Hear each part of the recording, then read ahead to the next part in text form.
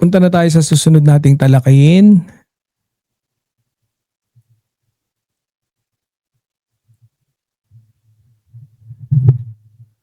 Napaka-exciting ng mga topic natin. Ayun.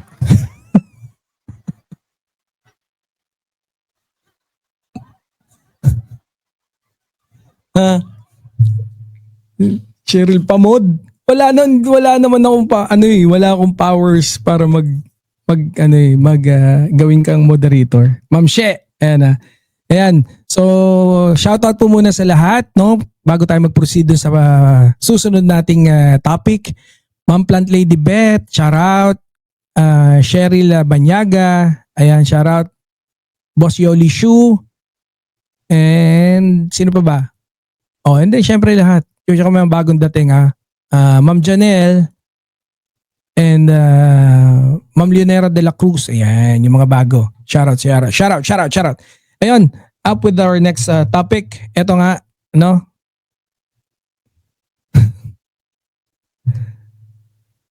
Sabi rito, Filipinos deserve the whole truth. House minority tells Saldicro to come home. Prove kickback claims. Yan ang sabi. No? At, sabi dito, the minority bloc has called former Ako Bicol party list representative Saldico to return to the Philippines and substantiate his claims regarding the 100 billion insertion in the 2025 national budget and alleged kickback deliveries. While acknowledging the seriousness of cause allegation,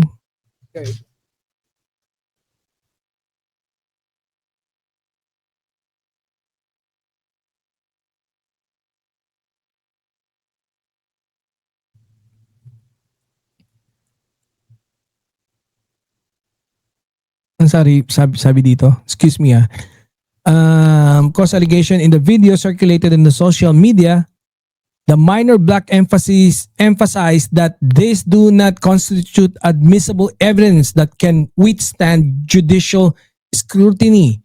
The minority bloc led by MPs, led by 4Ps party list Marcelino Libanan, urged Ko to return to the country and reduce his statement into an affidavit to duly subscribe under oath before the proper authorities. Doing so will not only allow the process to make its course, enabling a proper evaluation of the merits of the demerits of his claims, while affording him the opportunity to respond to the equally serious accusations against him, the group said. The minority bloc urged the Senate and the House of Representatives and other relevant government agencies to guarantee cost, safety, and security upon his return so that they may... Haba grabe. Haba! Wala bang... Dapat nare-reduce na to eh. The group also reiterated their call for the urgent enactment into law, the measure creating the Independence Commission against Infrastructure Corruption to investigate and recommend the prosecution of cases corruption and infrastructure project. Ayan. So ang haba. But anyways, yun nga, pinapauwi na siya no ng minority bloc diyan sa Congress, no, para daw syempre gawing yung statement niya, gawin niyang affidavit, pirmahan niya, panotaryo niya, wag lang kay Marcoleta panotaryo, ha? So tindigan niya sa Senate or sa Congress. Yan yung ano. So, guys, pero yan na nga no. I believe si Saldico kinasuhan na. So hindi ko alam kung gaano pa ka-relevant yung mga nagsisigaw para tumatawag na pauwiin. So, kasi I believe right after na makasuhan siya, pwede nang i-cancel yung passport niya. So yung mga nagsisigaw na ganito, I think they just really wanted to be relevant or significant para, alam mo yung papansin. Yan na lang yung tingin ko Not only, I'm not pertaining to Representative Marcelino Libanan.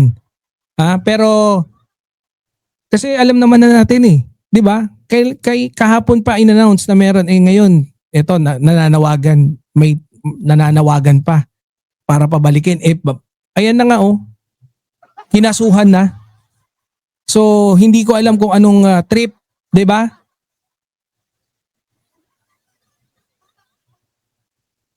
Kaya lang nandiyan, nandiyan na eh. 'Di ba? Oh. Hindi, pero ako naman, I am with this, no? Kasi marami din naman talaga na nawagan. And even before, no, the likes of Speaker Martin, even Congressman Sandro Marcos, I think even PBBM, no? Just to name a few. Pataas na 'yon. Na noon pa man nananawagan na rin na para pauwiin, na umuwi ka, harapin mo, magpaliwanag ka, no? Pero and yet ang ginawa niya, yan ang problema sa talaga, isang problema rin ng social media, no? Hindi, unlike before na talagang you have to call the press, kailangan pagka nagkaroon ng press malalaman kung saan, yan din yung isang I cannot say that it's disadvantage of YouTube or social media. Pwedeng-pwede ka na manawagan, especially kung may impluwensya ka, siguradong papanoorin ka. Pag may bilang ka, pag may timbang ka, sigurado didinggin ka sa social media.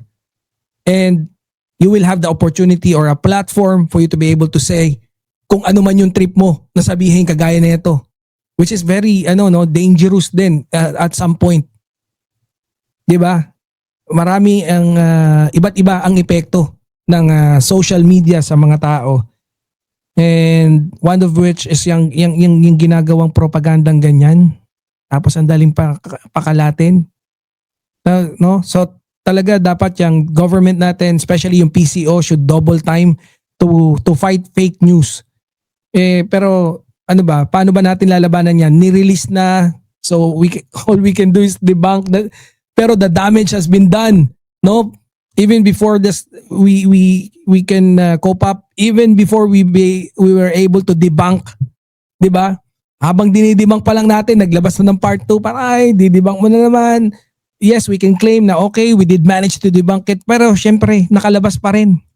And global din 'to. Talagang sensationalized. No? Not only by the DDS pero sa atin din. Tayo rin, tumulong din tayo para ma-sensationalize ng mga to. No? Wala naman tayo talagang magagawa kundi talagang scrutinize din natin, and with that, we are helping, no? Yung goal nila for them to be able to achieve na mapakalat. Kasi yung mga supporters natin, papanoorin din siya while we are trying to criticize yung video na pinalabas niya. And all of those, parang if you think of it, they did manage to achieve their goal na para talagang gawing viral yung video na yan. And all for the preparation of INC rally na ngayon, hugas kamay.